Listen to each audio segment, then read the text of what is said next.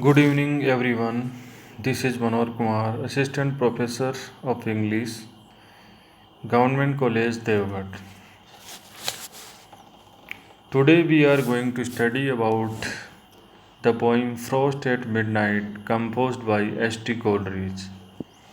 In the previous lesson, we discussed about the poem Kubla Khan, one of the great poems of S.T. Coleridge, and in today's lesson, we discussed on the introduction of the poem Frost at Midnight. The poem was written at Stowaway in 1798. It was printed in the same pamphlet with the Fears in Solitude and France an Ode. Along with this, Lime Tree bore my prison and reflections on having left a place of retirement. Frost at Midnight belongs to a group of poems called conversational poems. It has a great autobiographical interest since it refers to the years spent by Coleridge at Christ Hospital. The poem gives a compact expression to Coleridge's creed of nature as developed under the influence of Wordsworth. So, Frost at Midnight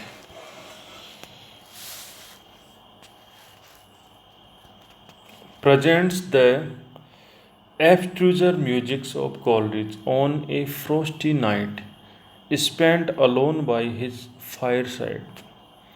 The poet looks around him and finds that all the inmates of his cottage have fallen asleep, leaving him in perfect solitude. So there was completely silence in his cottage. So the solitude of the cottage was suitable for meditation, creation of the poetry. The poet looks around him and finds that all the inmates of his cottage have fallen asleep, leaving him in perfect solitude. His little son, Hartley Coleridge, is peacefully sleeping in a cradle by his side.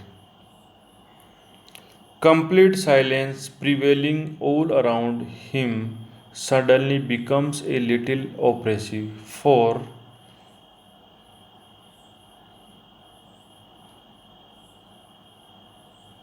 the poet feels that it vexes meditation instead of promoting it.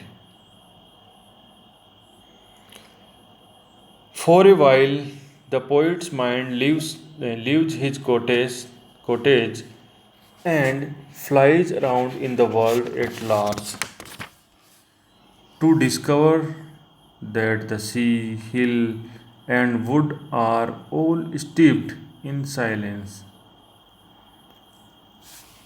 So, in these lines, it is a frosty midnight. The poet is alone in his cottage.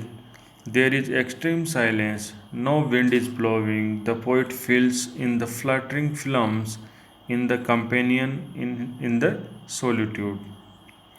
The poet remembers his school days when the fluttering film signified to him that visit of a relative or friend from his town. The poet thinks his son Hartley more fortunate than himself as he would live in nature and learn the language of God. Hartley's education in nature will make him love all the seasons equally.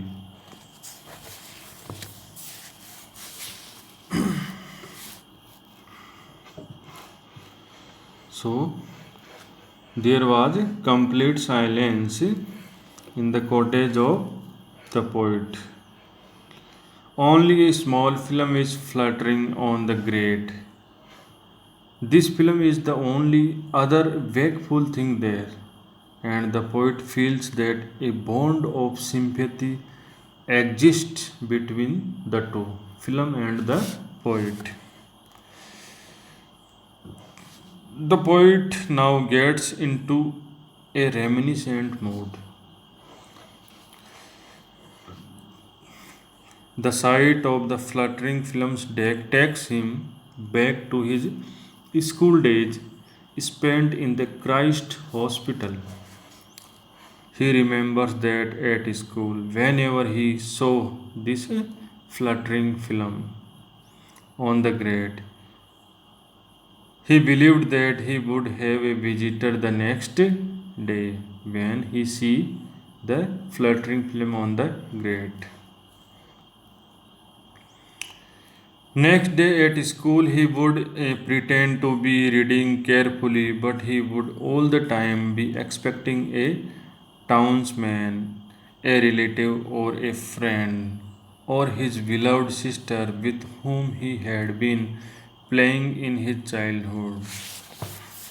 So, in this poem, the poet feels a great connection with fluttering film on the grate.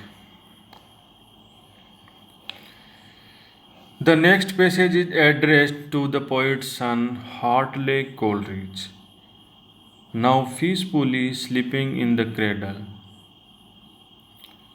He remembers how he was himself brought up in the suffocating atmosphere of London, while his son is fortunate to live in this uh, nature, in the lap of God, in the lap of nature.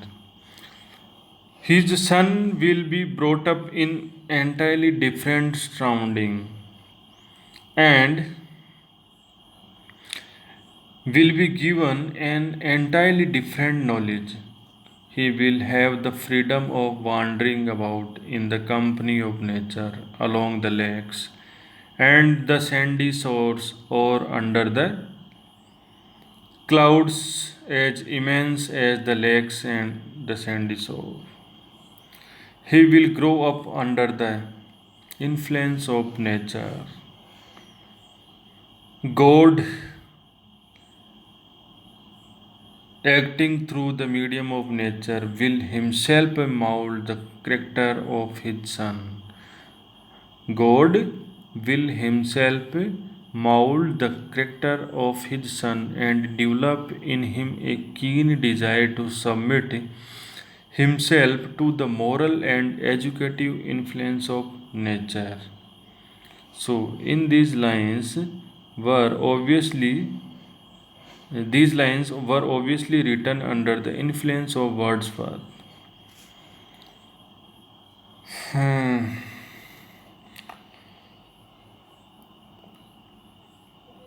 So the poet says that under the influence of nature, his son will come to love all the seasons equally well.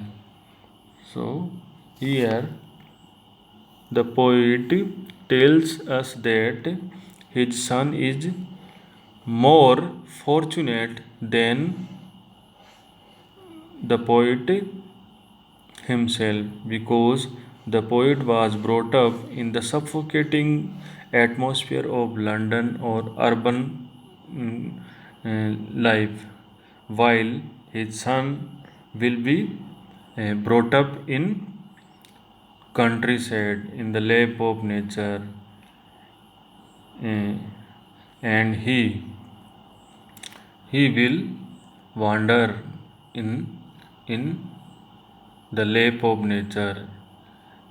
He will wander in the lakes, in the rivers, in the mountains, in the hills, and under the clouds. So The poet here consider his son is more fortunate than himself, the poet himself. So it was the a kind of autobiographical poem. Autobiographical touch can be noticed in this poem. The poet remembers his childhood days, his school days, and after that his uh, his days when he spent under the influence of nature with the guidance of William Wordsworth.